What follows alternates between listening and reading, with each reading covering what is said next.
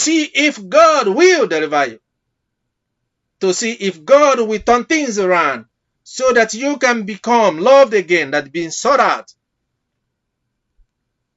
The Yorubas have shown you how united they are. No matter what has happened, they remained united in what they had done.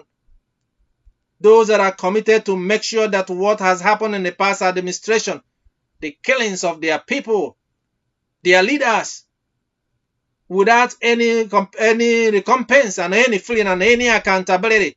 Now they are changing everything. Then there were also those in the north, which mouth we did. As the time they felt the power was in their hand, they said they were born to rule. How can a leader abuse the powers in such a way? I have a graduate degree in conflict management and conflict resolution. One thing you do not do is to set up a conflict on the ethnic lines and cultural lines, and then turn around and deny the existence of such ethnic and cultural lines. It's a taboo. Once you have done it, it becomes an interactable conflict. Now, the elders and the criminals have decided to wage war against their own children and generations to come. That will last for generations to come. No matter the amount of power they have alluded themselves, because one, their children will always have to leave them. No matter how much they want to kill when they protest, they will have to leave them. And they will never forget what their fathers and their elders have done. And so they will all be killed, as you saw in the reading that you saw in the scriptures. You saw Korah and company, the elders were all gathered together and killed. In the book of 1 Kings, you saw Elijah gathered all the prophets and killed them. 450 plus 400 is 850, and killed them, cut their throats and killed them. So when those that think that they're wise, that the way they solve a problem is like your child is 15 years old and he sees that they inherited some things from their ancestors, and he's 17 years old, he's reached that age, getting to 18 years old. And then your solution is to go and flog them and whip them. They're getting stronger at a point. You can flog them no more. They can fight you and beat you down. But what did they do? They use their power and all their things that they want to do to say they want to attack their youth. These are people that we bury them, and they call it wisdom. Nobody say anything about what they have done, but you have just begun something new.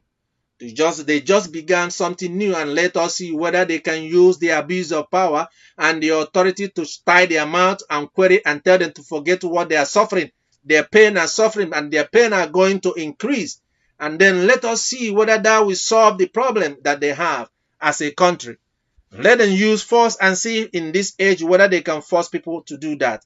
But I tell you, my brothers and sisters, and before I leave and I end my message, for you to think about yourself. And the reason why I speak of Igbos is because I am speaking to people that I know. I don't want to talk about the people or tribe I do not know.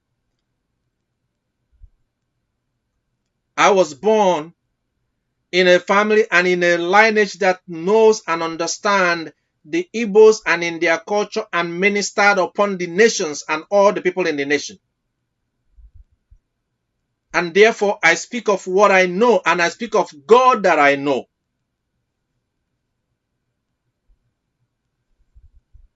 There should be a change of heart by the people. If you are a descendant of Unri and you are among the divine and priestly clan, you will understand what I say. That is, if you are informed and grounded in the traditions and the culture of the people. You hear Igbos now commit suicide. Nobody does that. Nobody touches them until somebody from my clan comes in. Or else whoever that touches them, then it will return to the whole family. They start killing themselves. And that person has to go through the process of sanctification in order for the person to live. So some of the things that people are doing, these are divine things, these are spiritual things, which we all see in the scriptures to be the same. So you must know and ask yourself, who are you as an Igbo man or an Igbo woman? And begin to prepare yourself to embrace and refine, find your values, find yourself, find out who are you. You say you're an Igbo man, what makes you an Igbo man? What makes you an Igbo woman? Where is your pride? And what is your values? Psychologically, traditionally, politically, socially, economically, spiritually, mentally. Who are you? If you find out who you are, you will find that nations of the earth, you're talking about Nigeria, nations of the earth will want to do business with you. And they will be able to listen to your plight and situations, and because they will be interested. Nobody in the world today pays attention to somebody where they have no interest and their interest does not align.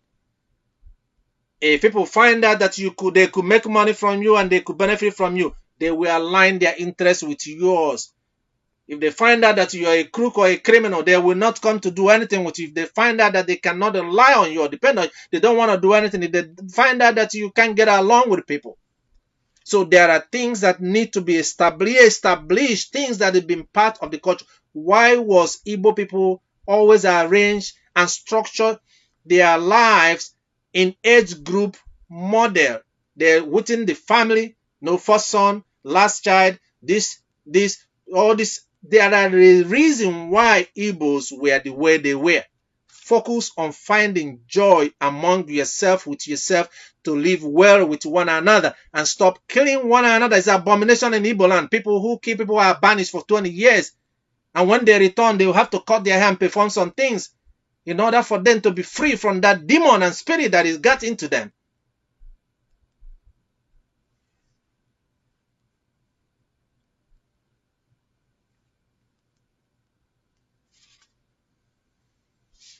If you do not know that you are facing an existential threat, then you don't need to have any joy or any peace. Neither are you supposed to have any justice. If you cannot rediscover yourself and be able to learn from your nations far away from you, the Yorubas and the North, people from the North, in their own unity, and I'm not saying that you should be tribalistic. That's not the point that I'm making. But I'm making that you must first of all know who you are and be able to know and be able to unite and be able to live well among yourself before you can go to an outsider to say, yes, we have come. For those that have become so corrupt and unbearable in your land, those whose family have connived together in order to put them down in the pit, even if they